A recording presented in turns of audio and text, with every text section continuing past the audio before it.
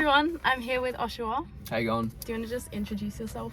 Perth artist, started music in 2020.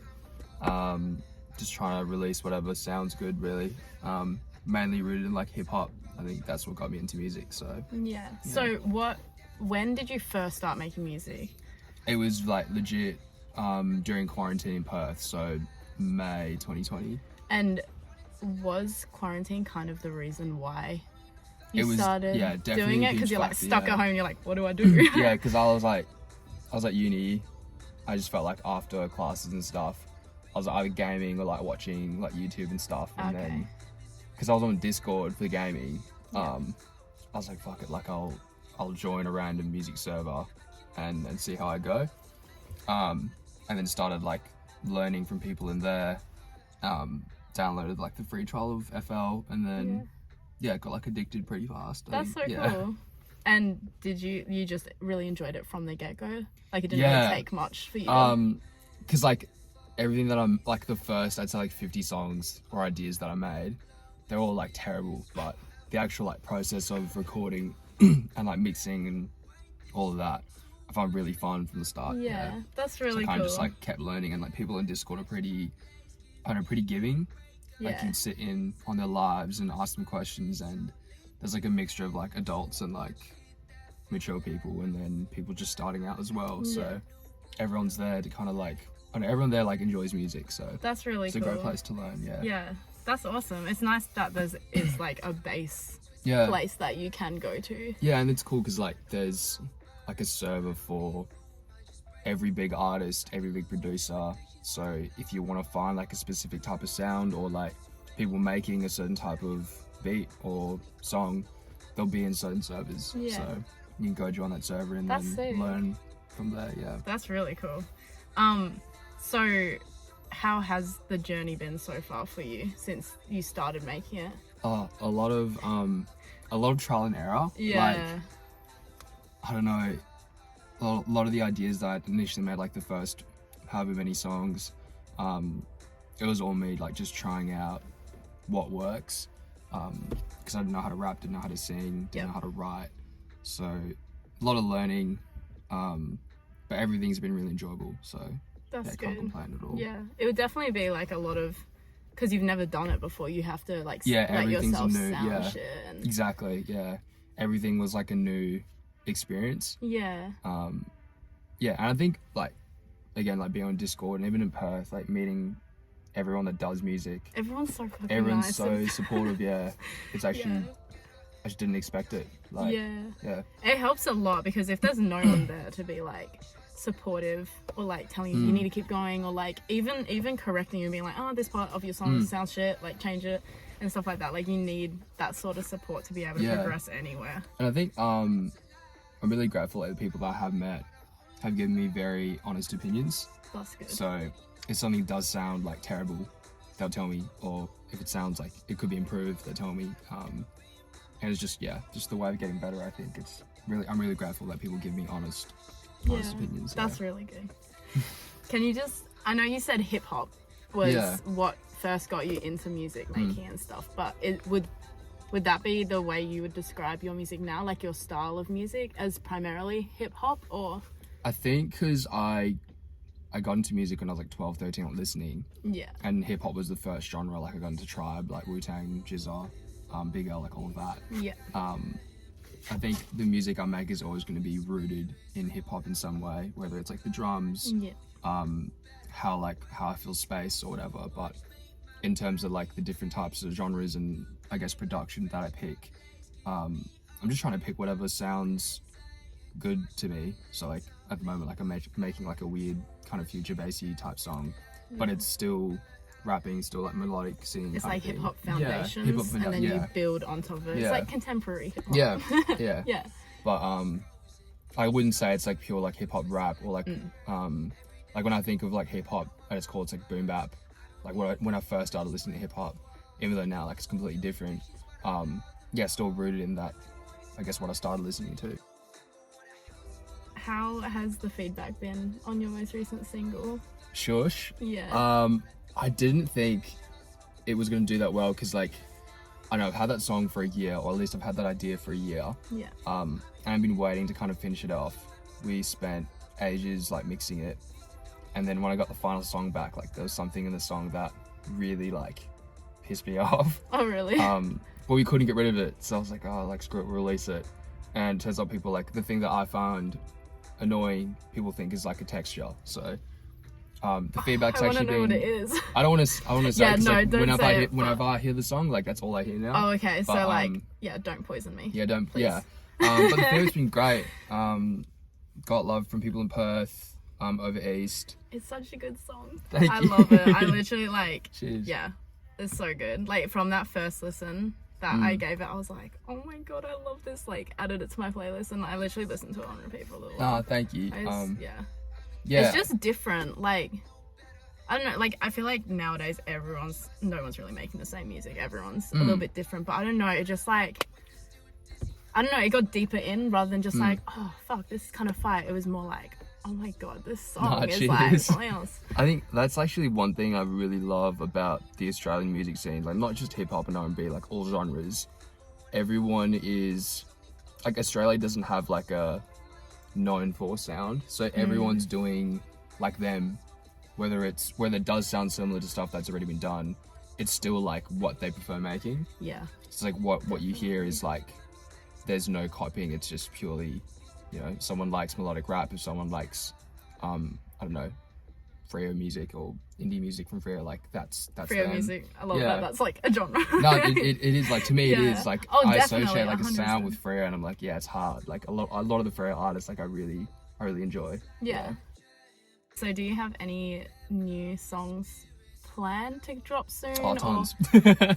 And like, do you have like dates and stuff, or is it more just like, hopefully I can get something out soon? Yeah, so my plan for this year was to drop every 6 weeks. Oh. Are you staying true to that? I'm trying to, but like it hurts the bank account, like. Oh yeah. Yeah, I wasn't aware of how expensive it is. Neither. And when in my first interview with Chiseko, he explained to me like all the different things you pay for, and I was like, fuck. Yeah, it's actually like, so when I first started, it cost me like $25 to make a song. Like I'll buy a lease off YouTube, whatever, record, mix it myself, try and do mastering. Have no idea how mastering works still. Yeah. But now it's like, yeah, pay for the beat, pay for mixing, pay for mastering, cover art, pay for release, post promo, like pre-promo, or visuals. you're like advertising everything. Yeah, it's just like, yeah, I want to do every 6 weeks, but at the same time I'm like, oh, it would be nice to save at some point. Yeah, for sure. I mean, I guess 6 weeks is a bit generous anyway. Like looking at some musicians who don't release for a really long time. I get that though. I get why people don't drop for ages. Like I didn't understand before. Yeah. I was like, you know, if I'm following an artist, I personally want to, like, if I really like the artist, like I want to hear something like every 6 months at least. If it's a single, and then like maybe an album or a project like every year. Yeah. But now I get it. Like creating, I guess, something every day is really exhausting, and like you exhaust your ideas and your creativity, and like there's a point where you get to where you're making a similar or same type of song every time. Yeah. Yes, I get the huge get a bit stuck. Yeah. Yeah. The next song I legit confirmed it like half an hour ago. Oh. Good timing then. Yeah. The song's called "And Please." It's dropping 8th of June, so it's on a Wednesday. My birthday. Real. Yeah. Oh, that's what. It was either 8th or the 10th. Oh my god, that's so exciting. Wait, maybe I should do a first listen Wednesday. Birthday first listen. Sure. Sorry. That's okay. This song's about like self-love, really. Yeah, because like Shush was a bit not cheeky, but like a bit of a vent, I guess. Yeah. But not at people, just like conversations. And then "And Please" is more about, yeah, like taking care of yourself from, you know, like love other people and all that, but yeah, kind of got to put yourself first at some point. Yeah, that's nice. I think it's nice to have like those meaningful and playful songs, because if you're all like deep songs, then it gets a bit too intense. Yeah, and then if it's all like upbeat, playful, like meaningless songs, it's also like, oh, I don't really get this artist, like I don't know them, and it doesn't feel relatable. Whereas having that balance between the two is a really smart way to play it. There are definitely artists that I'm like, I go to for a certain like mood or like feeling. Yeah. And the artists that like I really love, I can go to for anything kind of thing. Yeah. Yeah, for sure. They're the most relatable, I think, and that's why you're drawn into them, because like they're able to connect with you on like multiple different tiers. Yeah, I think that's a really smart way to do it. I need to get more experience like performing live for sure. Is it fun? Oh, it's so much fun. Like I've never performed before ever, so like my first show, even my first song that I performed, it was a bit like, how you going? Like I didn't really know what I was doing. Yeah. It went very nerve-wracking the first time. Yeah, but then like I guess practicing, and I think the people like Wes, right? I practiced Wes at a session, like seeing how he practices and performs. That guy's crazy. It's crazy, and it's like you really get the whole professional. He knows what he's doing, but also like he has like this crowd control thing about him, where it's like I don't feel like you can learn something like that. It's just you just kind of have it.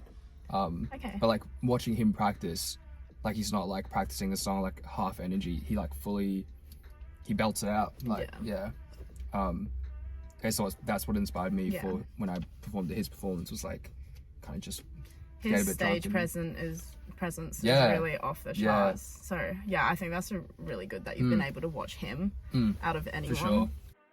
Would you say is your top 3 artists?